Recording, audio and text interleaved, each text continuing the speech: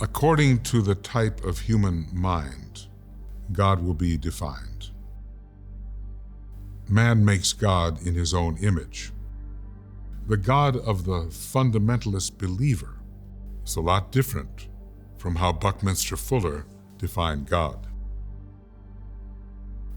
God is energy of differing magnitudes.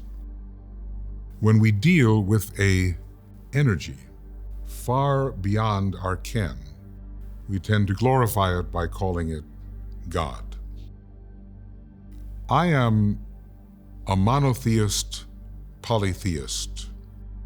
There are many gods, and there's only one. God, in its purest sense, is the absolute deity, as Blavatsky calls it, or simply the absolute. In my book, Infinitization of Selfhood, I gave 241 names for the nameless or God, which of course is a terrible paradox and contradiction. So God is the supreme beingness, the supreme being. God is the absolutely infinite, that beyond which none greater can exist. It's the always more, just the way the infinitesimal is the always less. It's the infinity of infinities. But when the ray of the absolute flashes forth at the dawn of every universe, God, the absoluteness, becomes a singularity, a one. God is the zero and God is the one. The one is infinitely less than the zero. When we talk about God, we mean our planetary logos. That's who Jesus or the Christ prayed to, the planetary logos. A very minor being along the emanative stream. But as far as we're concerned, that might as well be God.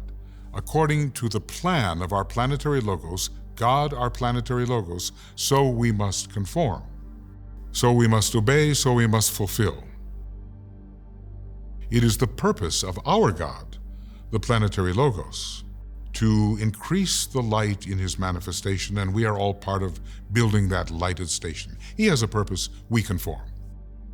But every planet has a logos or a God. Every solar system or sun has a logos or a God. Every cluster of stars, every constellation, if authentic, has its own logos or God. Every galaxy, its own. Every family of galaxies, its own. Until we reach the one and only God for this universe, the universal logos, and every being is that God in a state of forgetfulness. So, heretical though it may seem, every one of us is God. Not in full realization, but on the highest planes of cosmos, we are God, the one supreme universal power. And that God is a dwarf, is an infinitesimality when compared to the one and only absolute infinity of all infinities, the absolute deity, the only true God.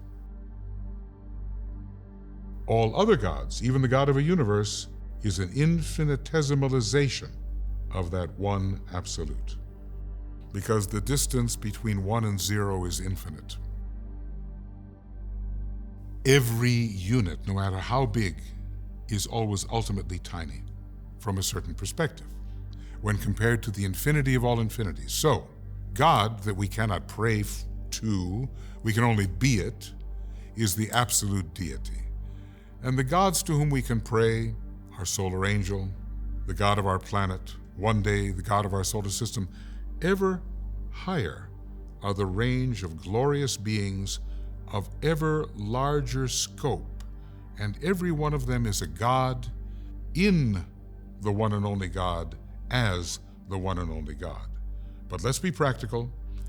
If we want to fulfill a purpose, it better be a purpose we can fulfill.